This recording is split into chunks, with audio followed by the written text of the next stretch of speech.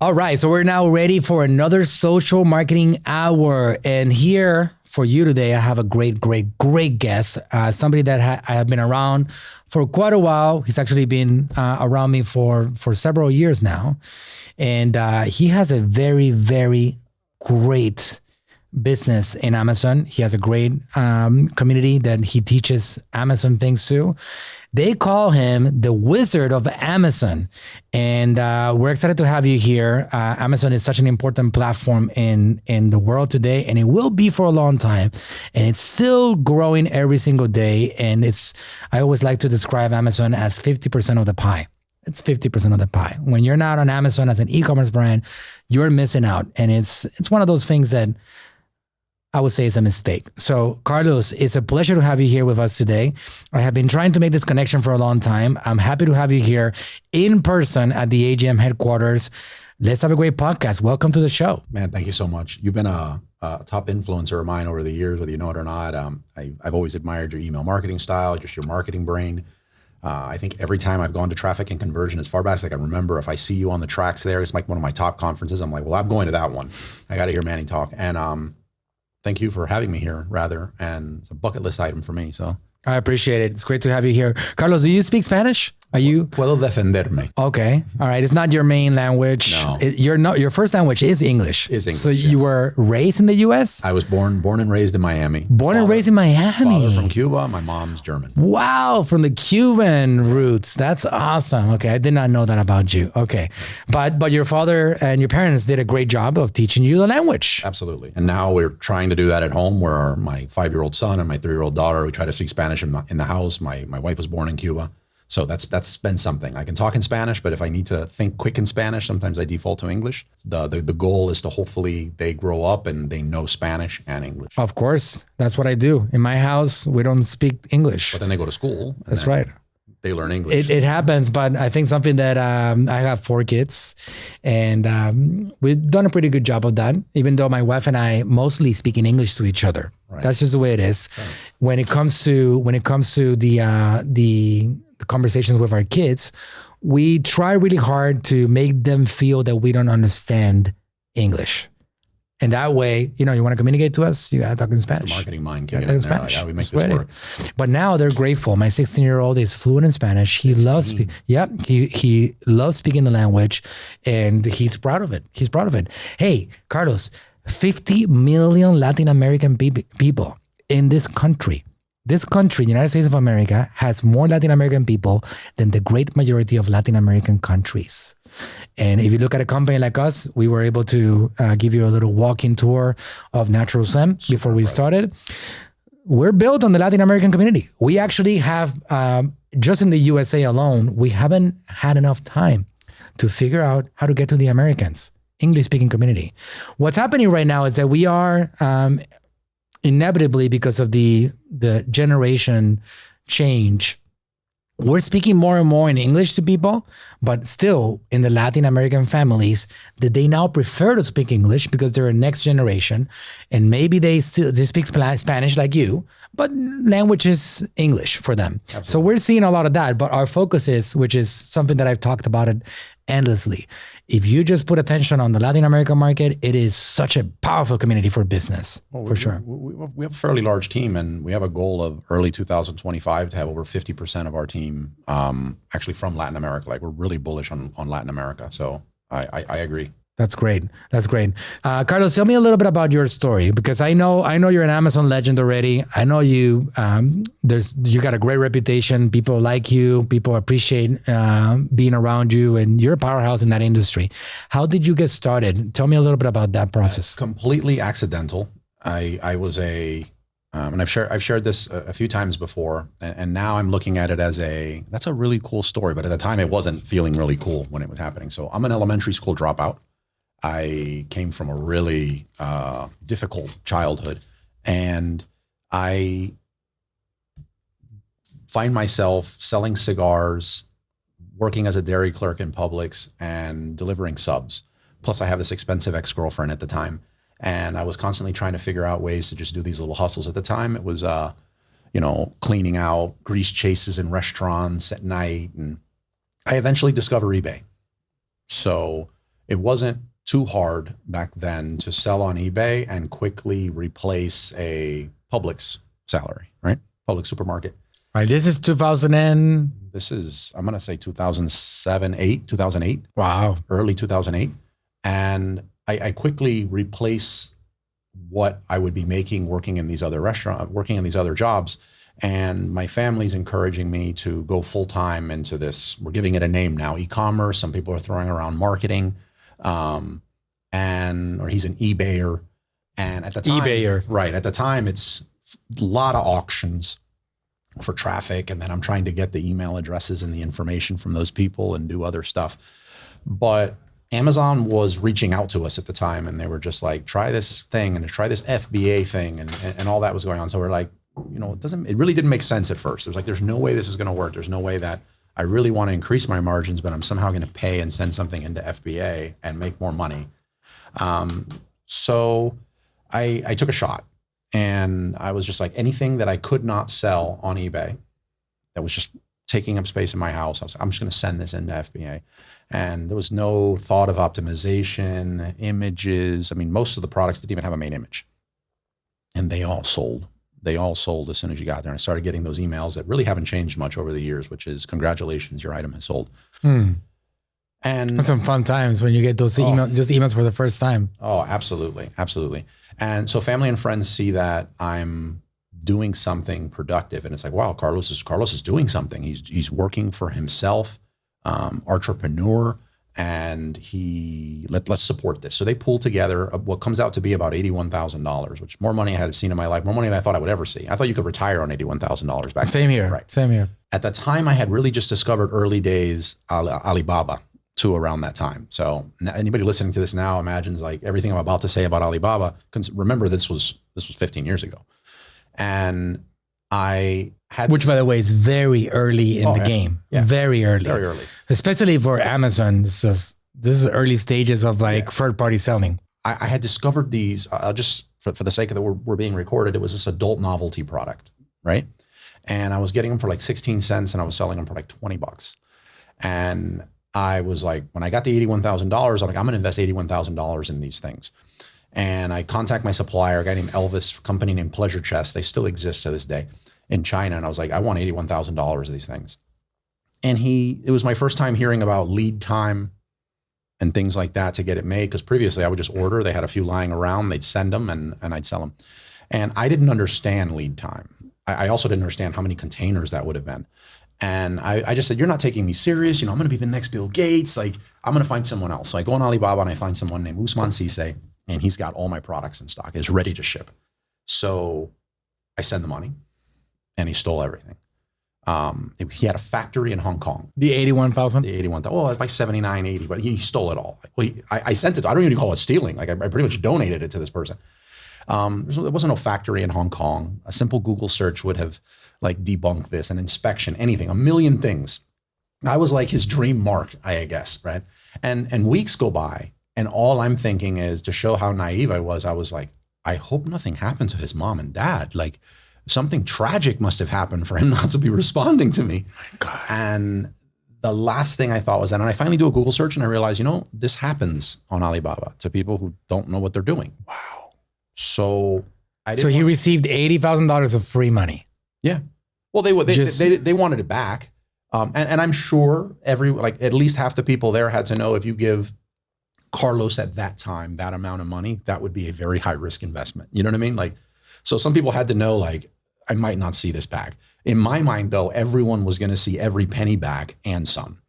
So when this happened, I just didn't want anyone to know. I didn't want people to stop saying entrepreneur and all these other terms that I felt like I could connect with. So I didn't tell anyone. And I started trying to sell off a few of the possessions I had. It was this Movado watch that I had at the time that I loved. And I have a couple of those. I thought I was going to get thousands. They were like $250. and then I went to go take in 2 snakes. I liked reptiles. My wife forbids them in the house now, but I went to go sell 2 snakes and I'm in pillowcases. And person in front of me was paying $50 for about 30 live worms. And this is we're going to tie this into where things really start blowing up for me and I thought, I'll dig for worms all day. and sell worms for that amount of money. I'm a hard worker. Shovels are cheap. I can make this happen. I can get my seed capital back and I can do this. So I go into a public library and I find an article by a zoologist saying that zoos could save a lot of money breeding insects and feeding their reptiles instead of paying top dollar on the private market. So I was like, breed insects? Like, how difficult could that be? It's actually quite difficult, but I'm like, how difficult could that be? Fast forward 8 months, my ex leaves me because at this point we have about 3 million Jamaican crickets, 3 million roaches, 3 million feeder worms and super worms in our house in these Tupperware habitat, these not Tupperware, like container box store like habitats that I've glued together literally.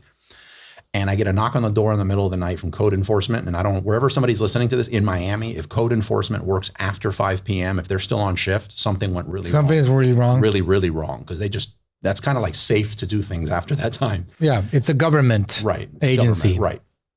Middle of the night, they're knocking. So I have 3 million crickets going off in a residential neighborhood at one time. So it's deafening. And they tell me I need to throw them out. I bluff them and say it would be an agricultural disaster if I did.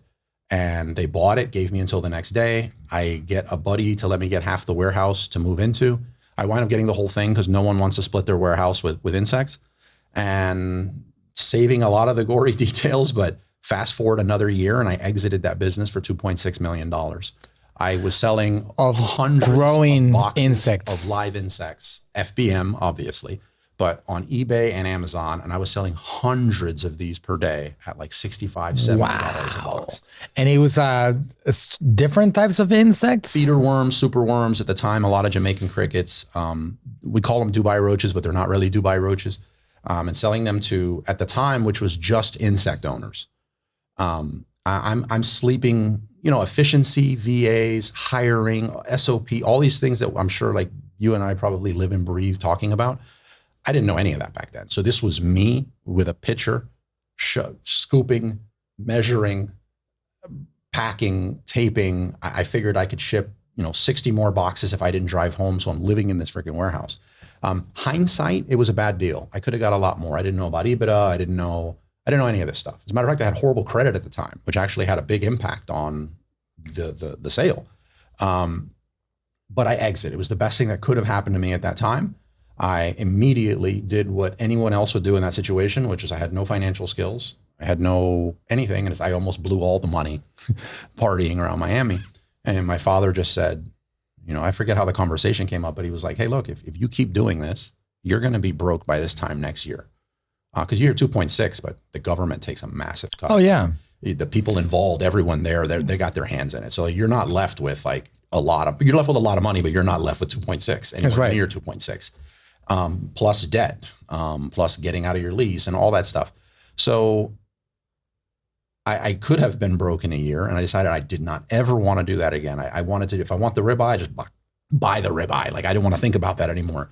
So I started what I guess is called now an Amazon wholesale business, which was just reselling and private label. And I was like, I'm going to get into beverage chilling devices. So think like 𝗙𝗎𝗂-like stuff. And I was like, at the time I was one of the first ones to get into whiskey stones. Now they're everywhere. But these whiskey stones, we'd get them for like $1.80 and we'd sell them at the time for like $35, right? And they flew. And I just haven't looked back. Since then, we've exited 17 businesses we started on Amazon. We meaning business partners. I didn't have the confidence to start a lot of these by myself. Right. My team. And I've branched into other stuff like Latin dance studios. Here with one of my business partners, Andres Fernandez, we started Salsa Kings, which is one of the biggest Latin dance studios in the US. Little arepa restaurants, car washes, dog grooming stuff. Because I just didn't know 15 years ago that Amazon, that I'd be sitting in this amazing compound that you have, thinking that Amazon's still a thing. So I wanted to have these backup things so I wouldn't be broke again. And that's it. Like I think those are some of the big points as highlights. To how I got started. And since then I've just sold. I've just started brands. I love branding. I love email. I love that everyone's starting to realize email's not dead. I absolutely love it. I love community. And I've tried to do that with all my brands. Obviously, insects, I didn't have a community.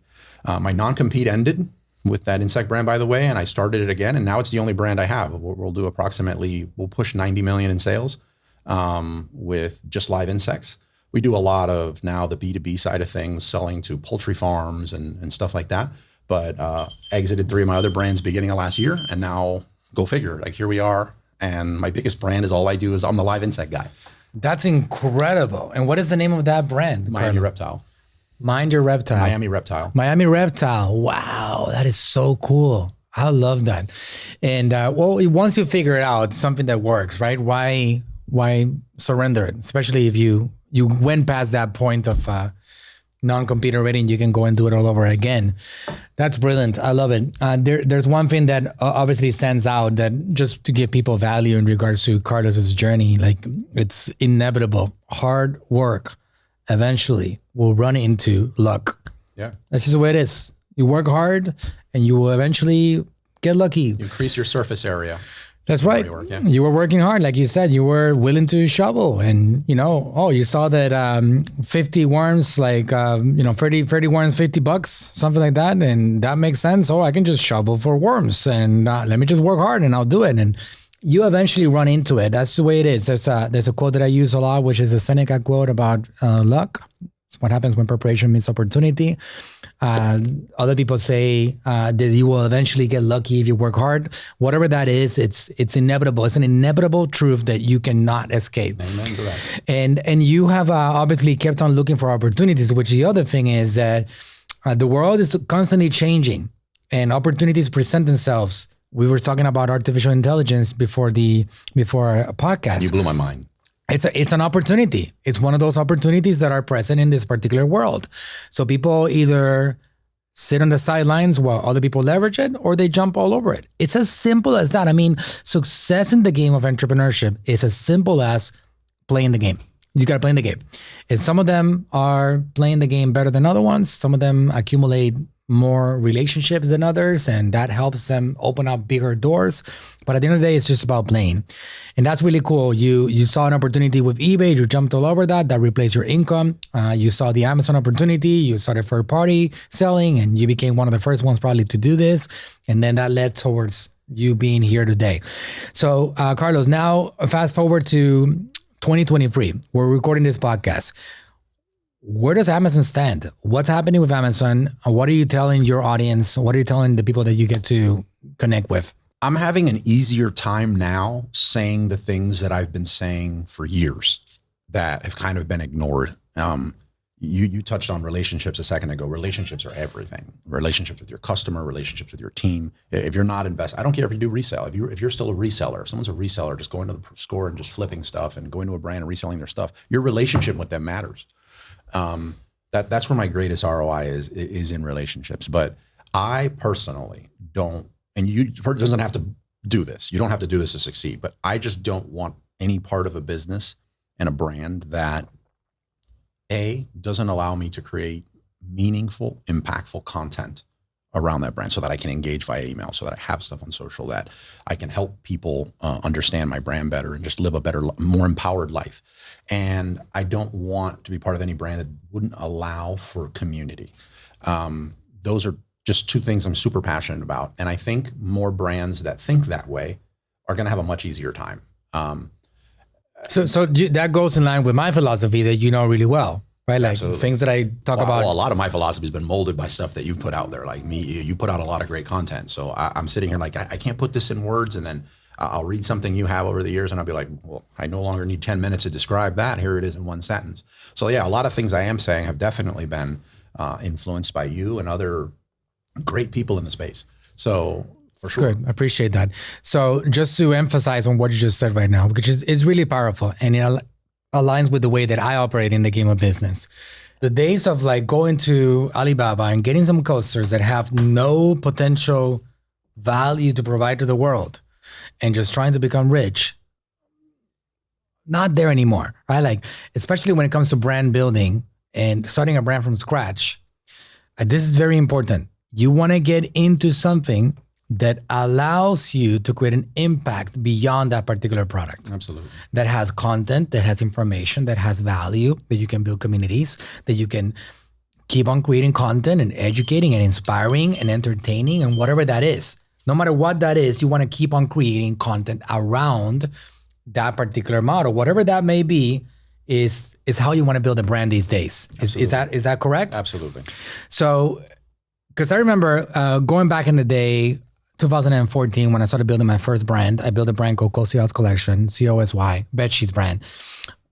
I still created content in the social media game, but it was a very different era. It was an era in which all I had to do was create sexy listings with great bullet points and great images and great titles and just drive traffic to it and manipulate the search results. And off we go to the races. Those days are over, would you say? They're definitely really far back in the review mirror. I guess there could be an exception to anything, but no. I'm going to say, yeah, like just getting up there and creating something sexy on Canva and posting it there or some Confucius quote. I think those days are past. Yeah. Okay. So it's important. So if somebody wants to start from scratch right now, because we live in a world that every year has more people, Amazon is still growing. The opportunity is still there. E-commerce is eventually going to stop being E and it's going to just be commerce. That's the way it is. It's growing. Retail has kept on declining while e-commerce is keep on going up. So the opportunity is still there. In this world that we have in front of us, how does somebody start on Amazon now? We're going to say you're building a brand, which is where you want to be if you're going to build a brand on Amazon. And that can mean a lot of different things for different people. But something actionable that I would say is do not sell a Me Too product. Just unless... I would consider selling a Me Too product if I had 800,000 people on a YouTube channel that followed me or a rabid email list. And I'd be like, you know what? My list, I have this list on people, let's just say, that love whiskey, right? They just absolutely love whiskey. You know what? Let's get a coaster. I got my own list of people that I'm going to launch. We're going to be in the top of page 1 on this thing. And then from there, it's a totally different story. But if I'm going to get this coaster and I'm going to try to rank this coaster that looks like almost every other coaster on Amazon with rising PPC costs, not happening. And Chinese factories that are willing to play the dirty review game and make a penny. I don't want to play that game. So the Me Too product, like the classic like garlic press or the classic like spatula, kitchen spatula, something that doesn't stand out because right. I don't want to do that. So I need to be able to differentiate the product. And now I think that's where a lot of people just get lost and they're like, I don't want to invest the money unless I can validate that it's already selling. And there's so many tools and there's so many just smart people that can help with that nothing's guaranteed, that can help with that validation process. And you want to do it. It's actually more profitable to differentiate. Like, for example, the easiest one, let's pull a mold for the product and let's change the way this thing looks. Like maybe we're going to get this coaster and it's going to be a Ninja Star coaster, right? And at a minimum, you lose some people because they're like, yeah, but to get a Ninja Star coaster, let's say it's a wood product. It's like, I got to spend $2,500 on a mold. The thing is, though, by you having a Ninja Star coaster, you're also going to be able to sell that thing for $5, $6 more per sale. So you can starve everyone out on ads. You can actually be profitable on ads. You're going to get that Restorff effect where you stand out on, the case study with Angry Orange. That's a pretty popular one. You're going to be that Angry Orange on the page where people see you and you get that attention. Well, attention grabbing media. I'm preaching to the choir here, but like you're going to get their attention. You're going to grab it and your chances of converting not only are better, but more profitable on Amazon. That's my take on it. Makes sense. So there's a lot of different ways you can differentiate, but if you're going to start, in my opinion, unless you're getting into a product that like it's chips, even then I would say go for the turmeric pepper rather than the plain Ruffles, but like just differentiate and it's not that complicated after that.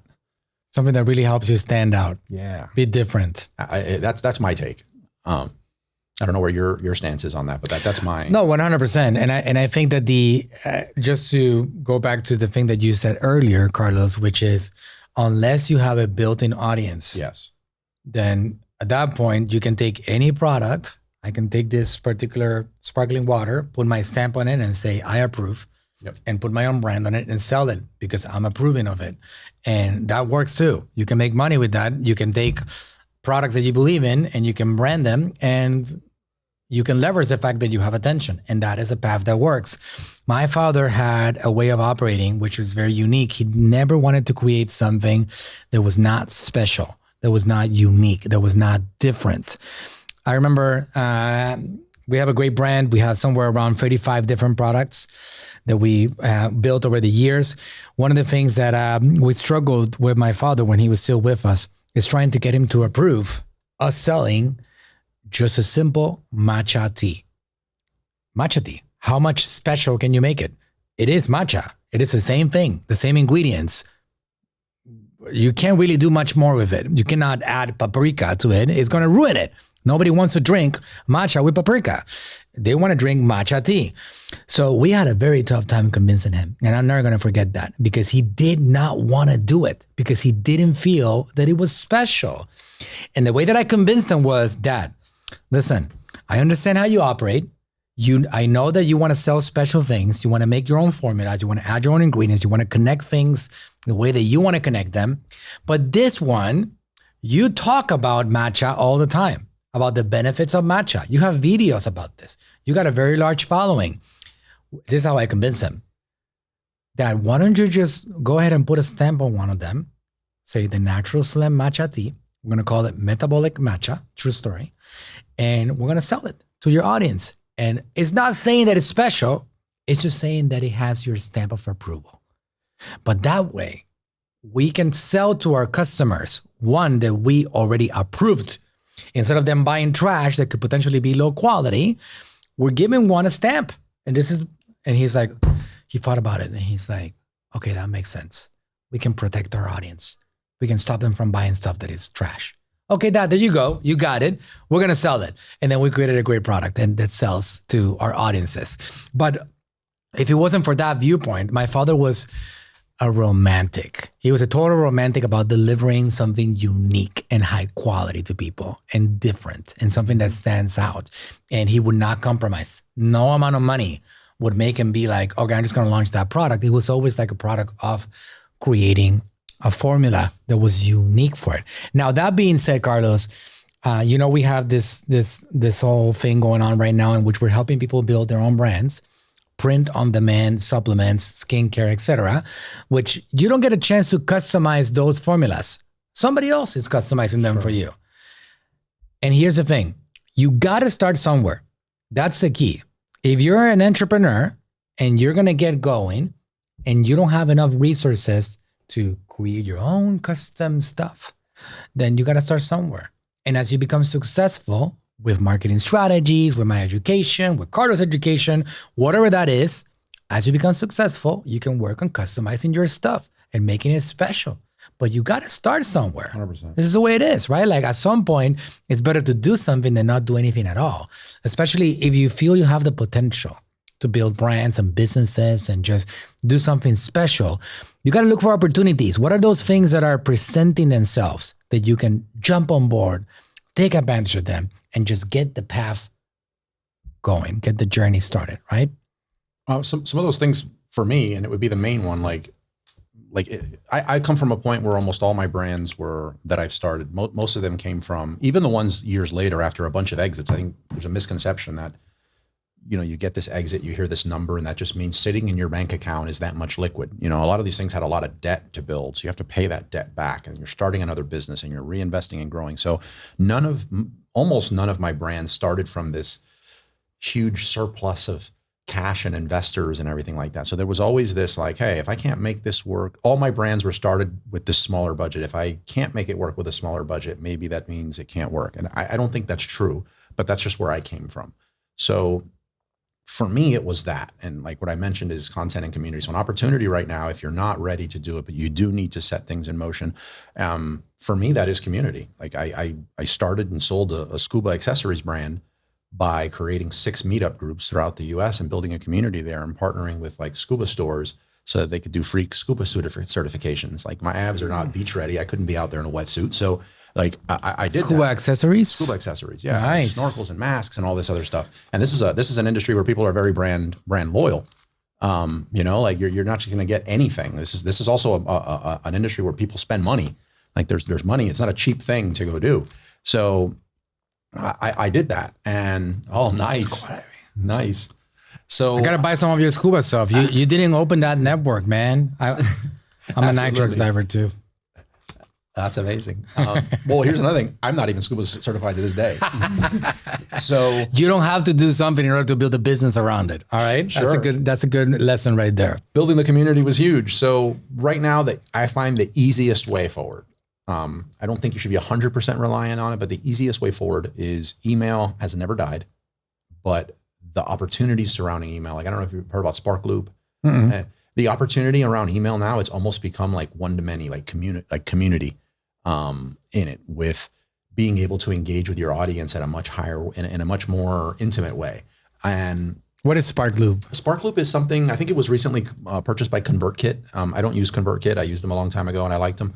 But what it allows you to do is, like, let's say you connected SparkLoop to your email service provider. I use HubSpot, but I could connect, it connects to any of them. And what happens is when someone joins my email list, a pop-up will come up immediately thereafter and say, well, if you really like my email list, or say I'm joining yours, it'll say you should check out the Wizards of Ecom one, and you can connect other ones. 'Cause it's not like if I read your book, Marketing Magic, I'm not going to read any other book ever, right? I'm going to read other books. I'm a reader. Totally. So if I'm going to read an email list, I'm probably going to want to read some other emails. So it recommends other emails for people to join. And I find that most people using that are growing their email lists so much faster than they normally were. Another thing that— So it's a network of like people that have content and value sharing these prospects with each other. Absolutely. Another one is, instead of somebody giving their money to— nothing against Zuckerberg, I like him, but instead of giving your money to Zuck, you can say, well, you know what? My avatar, they're on Manny's list, right? I'm trying to get them through social media and I'm paying a lot for ads, but my cost per acquisition that I'd love to get people on my email list on is X. I can go to you, and we don't overlap or anything like that. We're not competitors. And I can go to you and be like, look, you want to connect our stuff through SparkLoop? I don't see your list, so you're maintaining privacy. You don't see mine, but we see— let's eliminate everyone that we both have. And then this email will go out to them that you approve of. And anyone that joins that way, I'll pay you what I'm happy paying in my cost per acquisition. So like, say it was $2.75. So imagine I get 1,000 leads from your list. It automatically pays you 1,000 times $2.75. So it's a way for you to monetize what you have. So I think those are really good opportunities in the email space right now. So it's just connect the SparkLoop system, and SparkLoop gives a report to both sides, and it says, well, these people that came in to purchase your book were invited to join the Wizards of Amazon list, and 10% of them opted in, and that's 158 people, and here you go. Yeah, absolutely. So you get into a SparkLoop network, and one of the hard thing was, I'll build a community with email, but I'm only going to have 3 people on there. 2 of them is my mom and dad. You connect through SparkLoop, and within weeks, you'd have thousands of people on your email list that are actually relevant to your email list. So that ability to jumpstart that way, or that ability to like collaborate with other people that are already doing it, I think is huge. So it's a great place to start. That's great. Yeah. So you want to test your content. So like I said, community and content. So now that I have people on the list and I test my content and it's working, it's like, this is good. People are really into this supplement that I'm talking about, or my way of doing exercise. Now I would move forward with the supplement. It's kind of like my thing. I was like, I got a bunch of people. I can sell to them now. That's great. And I would imagine that something like SparkLoop is, you have to give equally. Right, like I don't go in there and I just take people's prospects. Correct. Right, I would have to also present an opportunity, and it has to be like somehow collaboration or power. Absolutely, you can pick them. You can't have like open yourself up and like 10 people are just trying to cannibalize your list and they're not giving back. No, you're going to pick people and be like, hey, look, this makes sense. Makes a lot of sense. Brilliant model. I think it's a great way to give each other value. There's a big world out there. There's a massive pie that we should all be sharing and providing value to each other, for sure. It's fantastic. Carlos, so what are you up to these days yourself? What are your groups, and how can people connect with you? And what are you up to in regards to education on the opportunities? Are you still very centered on Amazon and showing people about the Amazon opportunity, or tell us a little bit about that? I'm still very bullish on Amazon. I'd say I'm definitely a lot more open to omni-channel than I've ever been. Majority of my time right now, like my businesses are on cruise control. Like I have great operators in place. I have, I have over 50 businesses at this point, and it's like 242 virtual assistants, 81 domestic employees. So and they're great people too. So I'm not like I just got a tour of your place. We went in the warehouse, and I was telling you, man, it's been a bit since I've been in a warehouse smelling these boxes. It's bringing back some memories. So I'm focusing more on like visionary type stuff. Like what's the big relationship I need to make to move the needle? What's coming down the pipeline? What disruptor should we be looking at? I'm spending a lot of time doing that, and I'm enjoying it. That's always really been my strong suit. So besides that is the Wizards of Ecom community, which started as Wizards of Amazon. We, during COVID, pre-COVID, we used to meet in one of our dance studios on Saturdays, and post-COVID, during COVID, I needed to move the dance studios out of their location to save on rent. And I was like, let me just take over these locations and call them Wizards of Ecom, and we'll have a spot for our meetups and for other people to meet. So I'm spending a lot of time doing that, and I'm loving it. I'm learning a lot from other people. I'm learning by teaching, and we have close to 20 events now with Miami, Tampa, Orlando soon, LA, San Diego, Orange County, and it takes a lot of time to do that. So that's where the majority of my time is being spent right now, is to growing that Wizards of Ecom community, trying to add tracks like Shopify, YouTube, very bullish on YouTube. And that sort of thing. Yeah, like building a YouTube channel and building a reputation there, or what are you bullish about? Very bullish about exactly that, like starting a YouTube channel, being able to teach on YouTube different things that I like, but in an entertaining way, not so much just talking head, and trying to do things different. Like I don't want to get up there and say, this is the Amazon transparency program and you should do, I don't want to do that. Right. I'd rather do something like totally different. Like we hired 5 different people to create this packaging design, one at $50, $100, $300, and $1,000. Let's guess which one it is without saying the price. I feel like there's an entertainment factor to that. I'd really like to do content like that. Yeah. That's amazing. Carlos, rapid fire. What are 5 pieces of advice, golden nuggets that you can give somebody that has an Amazon brand and they want to get more attention on it and they want to grow? Tell me about it. Well, we mentioned one, which would be differentiate. A second one right now, I think is a hotspot, is a technological differentiation, which is bringing in an app, showing an app on your main image. Even if you don't have like a wearable or technology product, as long as you're not like bifurcating the deliverable, you can have an app showing there. And we've run a lot of tests to show that showing that app in the main image, even if that's your warranty page and everything else, that showing that allows you to sell the product for like $5+ more. Like even if you're looking at 2 sets of yoga blocks and one of them has that app sitting there, and on the yoga block, in the app for that one, it just has a month of free yoga block usage. Wow. I don't know. But like that's a big one, that just to really boost up your profits. That would be 2. So it's 5 on Amazon. So the first one is differentiating. You want to make sure that you study the competitors, find out what they're not doing, and just create your own elements that are going to make it stand out. The second one is obviously differentiating too, which is creating an app, right? Yeah. Something like that just gives people additional access, additional information, whatever that may be, because an app could be very simple to make these days. Yeah. FAQs, videos, information about your products, et cetera, how to get the most out of it, and so on. The third thing you said was, you mentioned, remind me the third one. You said... I haven't said I think the third one would be building community. Building community, okay. I think you should. I think someone should do it. And I'm going to go so far as to say I think everyone should treat their company as a media company, like at least to some degree.